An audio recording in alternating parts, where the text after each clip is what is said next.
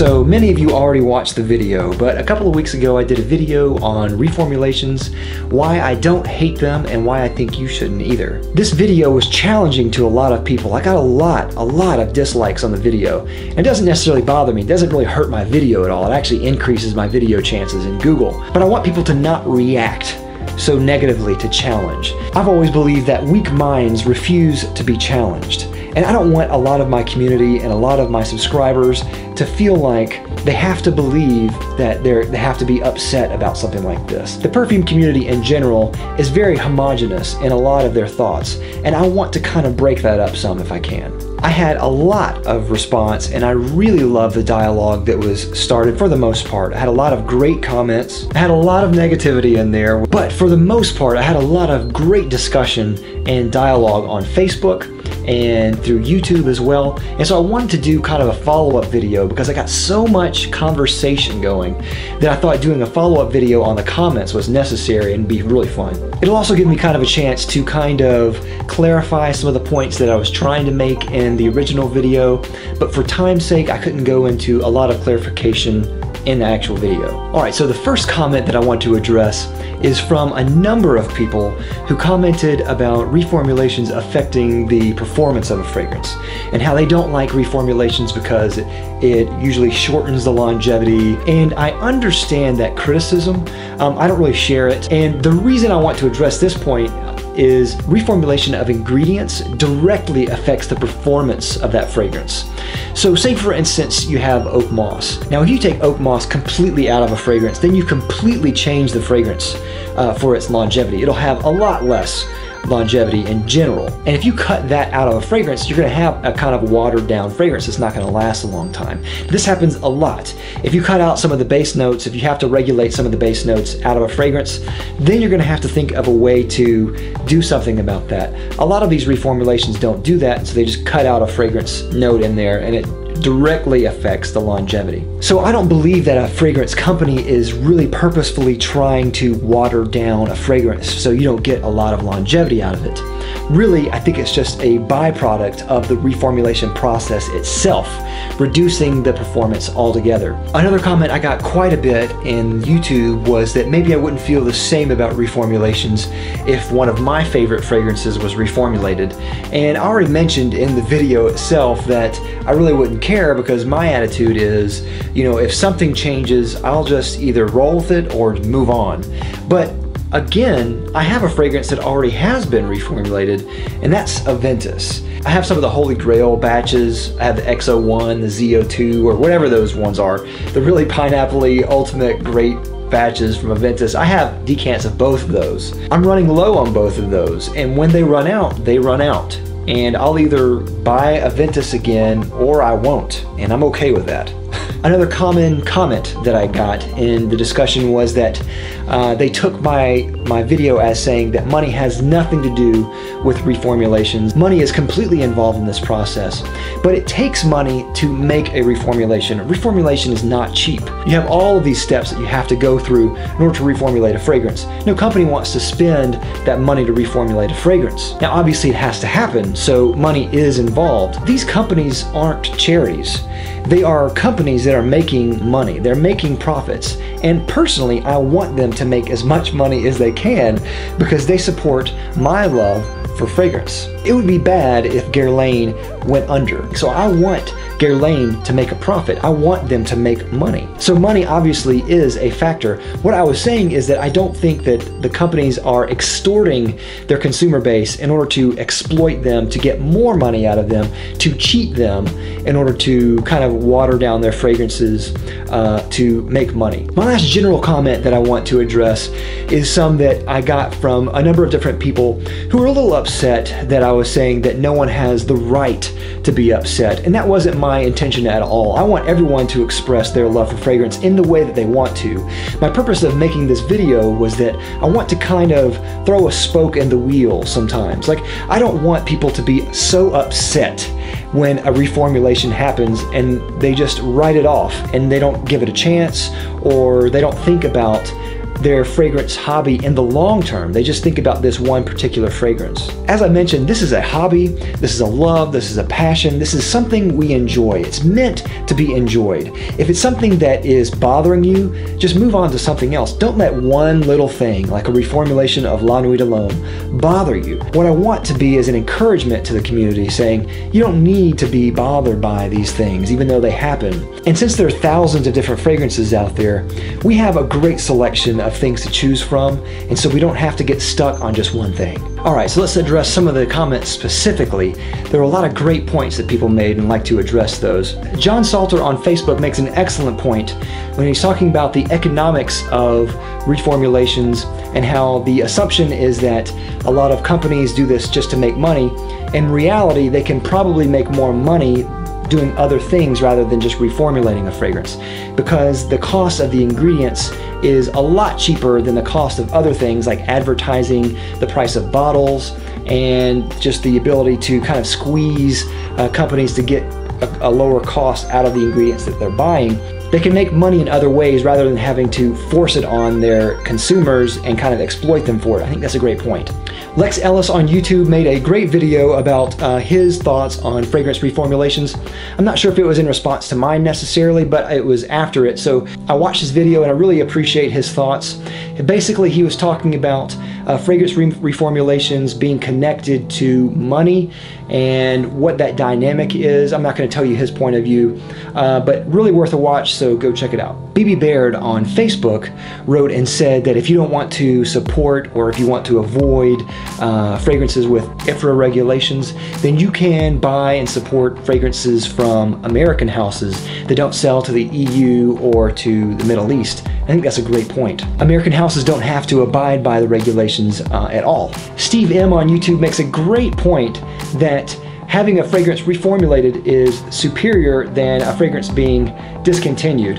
And I think all of us can say that, and I really should have mentioned that in the video. That was my intention, but I just completely forgot. But yeah, fragrances get discontinued and we gripe. Fragrances are reformulated and we gripe. We gripe about everything that changes, and it's far better to have our fragrance just change rather than being discontinued. And that's one of the options that a fragrance company has. They can either raise prices, they can reformulate, or they can discontinue, but they can't just keep doing what they do and not make money off of it. So what is better? I understand it from all points of view. I just think that we're going to have to choose the lesser of the evils here in this case. C. Jules 1812 made a great point about how he liked the video, but he was conflicted about its message versus the message that I made from my StyleCon video about being immortal with scent. To me though, there's no real conflict between the two messages. What I'm saying in the video about scent immortality, that you can wear a scent that reminds you of your loved ones, that when you wear a scent it will remind other people of you. For instance, if something changes, that doesn't necessarily mean that that will go away. I think you can always keep a fragrance for nostalgia's sake. I'll always keep certain fragrances for nostalgia's sake, the ones that I've mentioned in the StyleCon video, obviously. And then on top of that, my point about a fragrance coming back in a different way from a different house, from a different release, will happen. Like Aventus. Aventus really reminds me of my dad. Obviously, my dad didn't wear Aventus. It reminds me of that strong memory that I had when I was with him as a kid. So a scent can still come back to that. To me, there's no conflicting message about the two things here. The Canuck Shaver on YouTube said, I think I can speak for all of us when I say, Hodor. Hodor. Pia Long made a great comment about how my explanation of IFRA was a little bit oversimplified, and I totally agree. My video was already pretty long, so I couldn't go into a really long dissertation and description of IFRA and its connection to the EU. But Pia actually wrote an article on Base Notes about it. It's really long. It's actually really great. I'll have a link down below to that so you can go read it. Fantastic. Coke Cock Barma on YouTube comment that said I changed, and he linked to a video in which I was talking about my fragrance pet peeves, one of them being reformulations. I totally agree, I have changed. And I think that video is evidence of the growth that a person takes within a hobby. Whenever you get into something like fragrances, you learn a lot more, you experience a lot more, and your tastes and your ideas, your ideology, your preferences change over time. And that's one of those things that has changed. I think a lot of those pet peeves that I mentioned in that video, I probably don't care care about as much, reformulations is one of those things. I think at this point I have enough information to form a more cohesive, comprehensive opinion based on information and facts than I did before that. Oh boy, I apologize right now, I'm going to butcher your name. Nachi Insafor? Sorry. Anyway, on Facebook, he made a comment that said that he disagrees with my statement that we live in a post-reformulation world in which all reformulations that exist now that are new have already been reformulated. That was one point that I wish I had a little bit more time to explain because I was trying to say it in a pithy way, and I think it came out a little bit vague. What I mean by that is that because of the regulations that are in place, all the new fragrances exist by the standard of those regulations. Those regulations change from year to year to year to year. So the regulations that we have now are stronger than they were a couple of years ago. So say a perfumer in the 1990s had a time machine and wanted to jump 20 years into the future till today, and he wanted to make a fragrance that was in his mind at that time. Today he wouldn't be able to because of the IFRA restrictions. So essentially what he would have to do is, in his mind, go back and reformulate the fragrance according to the regulations that were in place. And that is what I'm saying essentially, is that we live in a world in which all the fragrances that are coming out and released according to the regulations that IFRA and the EU puts in place already. So then why are we upset when new regulations come along? I don't think that that makes sense. If we're okay with a fragrance today and we're okay with the regulations today, if we're okay with that new fragrance now, then buy now, like I said, and then just move on. If it changes too much later, then just move on. Sherwin Del Mundo made a really funny comment on YouTube that said if you're ugly, you have bigger problems in reformulations, which I thought was hilarious. Hope you're not talking about me. And I sincerely hope that you don't believe that about yourself either. I think you're a good-looking guy, or girl, depending on who you are. Cy from Fragboy Stewie made a really funny comment that said now it's time for him to make his Dior Homme Intense reformulations video, and he actually did, so you can go down below. I'll have a link to that too. Fernando Garcia on Facebook, as well as a couple of others, said that I must have stocked up on 2009 version of La Nuit de l'Homme, which I didn't, but I think it's pretty funny. Peace 008 said I should have made this video before he bought his 13 backup bottles of La Nuit. Sorry. Tom Wilson on YouTube corrected me and said that New Coke was in the 80s, not the 90s. Thank you so much. I was thinking about this and I looked it up, and what I was thinking of was Coke 2.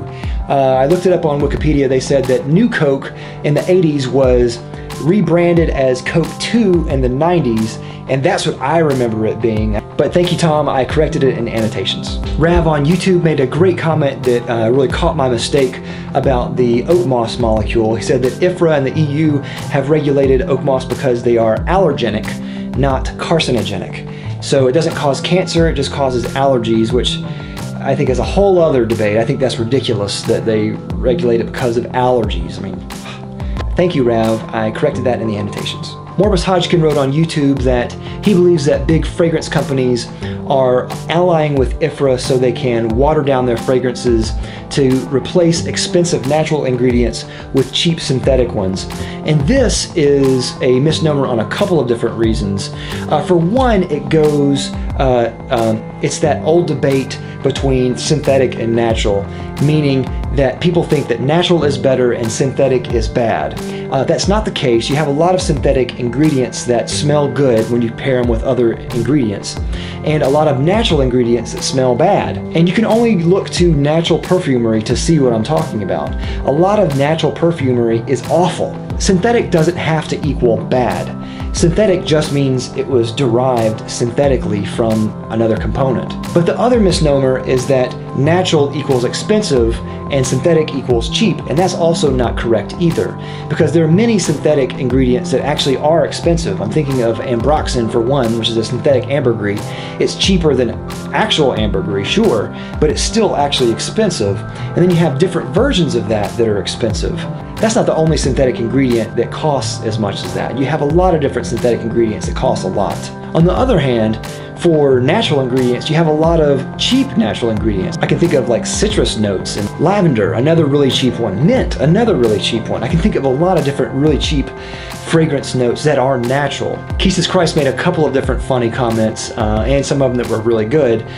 His funny one that he made was that I should do a troll video on a reformulation of a fragrance that never actually happened, which that's pretty funny, and I need to do that. Vic from the blog Scentbound actually made a post that was talking about this very topic, and he referenced my video in it, which I really appreciate that. Thank you, Vic. And he actually had some thoughts as well. In the blog, he talked about kind of a counterbalance to my argument, which was talking about fragrance as art.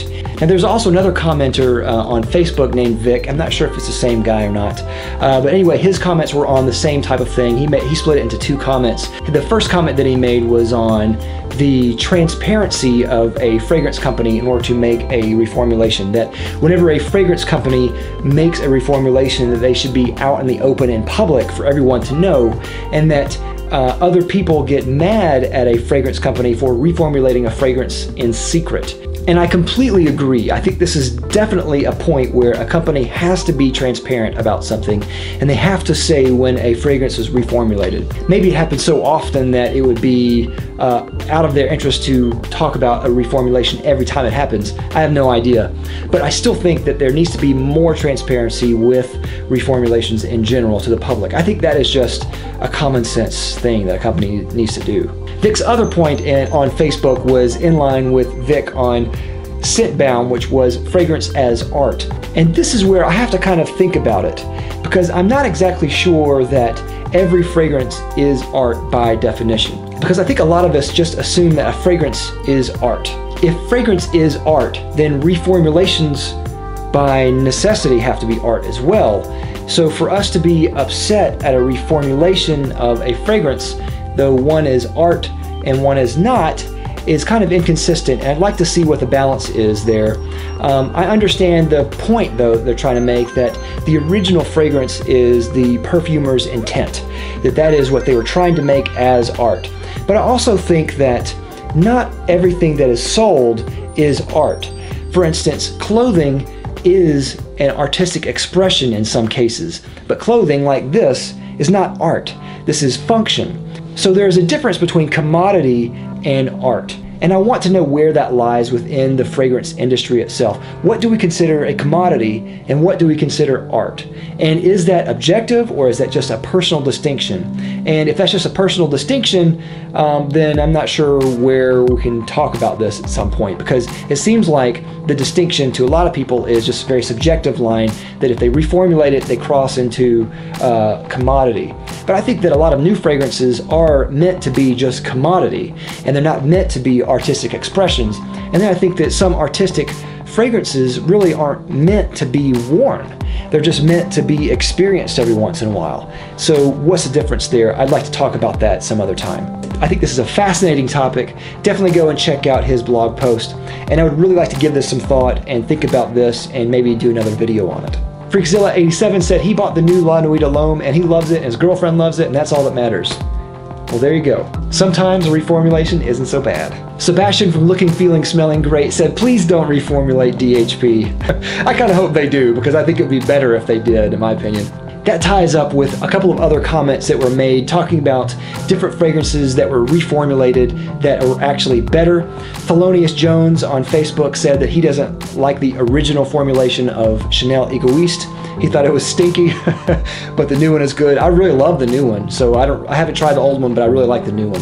And I agree, I wanted to kind of talk about that some too. For instance, the reformulation of Leather Oud by Dior I think is a lot better. I do not like the original version of that. I think it smells just like poop on a butthole. I think it's awful. The reformulation still retains that stinky and skanky quality of the original, but it tones it down to where it's a lot more wearable. And I actually like the new version a good bit, and I want to do a video about that too. Cindy Schultz on YouTube said she hated the original opium of the 80s, but really likes the modern version of it. And it just really goes to show that a lot of the reformulations really just goes down to preference and what you think of it. A reformulation doesn't inherently mean that it's going to be bad. It's just going to mean that it's going to be different. And you may not like the difference, but you might like it. And in some cases, you might prefer it. Vinyl Dude 1210 actually made a comment on my review of Eau de Beau by L'Occitane and said that he really loved a fragrance called Minotaur by Paloma Picasso in the early 90s, but it got discontinued and he was gutted, he says. Then Eau de Beau came along and he said it doesn't smell 100% like it, but it's the closest thing that he's ever smelled to it, and he is thrilled with that. I think that's a great example about how a fragrance can come out of the ashes of a dead one and still retain some of the characteristics of an old one, but is new, and you can buy it now and obviously is under a post-reformulation world. Red Guthrie on YouTube said that Gucci Pour Homme 1 was resurrected as Bentley Absolute, yet another way that a new fragrance can be a lot like the old ones. One fragrance that I wanted to mention but I didn't have time for in the video was Tom Ford Noir Extreme. And I think in a lot of ways, Tom Ford Noir Extreme is a lot like a grown-up version of La Nuit de l'Homme. And if you don't like the way that La Nuit de l'Homme is going as far as reformulations or whatever, look to Tom Ford Noir Extreme, new fragrance, and I think you might find something you really like there. I love it, and I think it's in some cases better than La Nuit de l'Homme. Hello CH Yeah, I think that's how you pronounce it, on YouTube said essentially he disagreed with a lot of what I said. One of his main points of contention was on actually the sense of olfaction. He was talking about how olfaction is an objective process. He pointed to research from Luca Turin about the sense of olfaction. First off, Luca Turin's theories on olfaction haven't completely been thoroughly critiqued by the scientific community. They haven't been proven yet. But my point about the sense of olfaction is not that the scientific process is not objective. We understand that. My statement was that we experience a scent subjectively. And with just the mere suggestion that a fragrance is reformulated, in our minds we concoct this thing and we smell it differently. And this happens with our eyes all the time too, with optical illusions. We understand that our sense of sight is objective. We understand how it works, but we perceive things on a weird level where it goes into our brain, and our brain can be fooled. And I think that happens a lot with our sense of smell. I think the same is true with reformulations. Whenever someone says something has been reformulated, in our minds, if someone is susceptible to that type of convincing, then they will go into it being already informed of the conclusion and go into it smelling something in a subjective way already. Kesis Christ on Facebook again made a comment that was kind of agreeing with this point, saying we really don't know unless you have scientific equipment. You can't really tell, and a lot of the influence is caused by the influencers, like people like me, like DrakDoc, like Mark Robes08, people like that who say certain things can influence other people, and I take that with a lot of responsibility. I don't try to influence people in a bad way or steer them wrong, so I completely understand that. Bernardo Marino on YouTube said he loved the video and asked me what song I was playing at the beginning of the video. A lot of the music that I use is just free music from YouTube. The metal music that I use is from a guy named Ethan Makesell. I really like his music on there. I'm not a huge metal fan in general, although I really like it, but I really like having that on my videos. Richard Tompkins on YouTube said that my video was sponsored by all the fragrance companies that rip people off. It was not, although I wish it was. I would love to have sponsored videos. Alan Burgess on Facebook wrote and said that he is a perfume seller, and he said he liked the video in general but disagreed with a couple of points.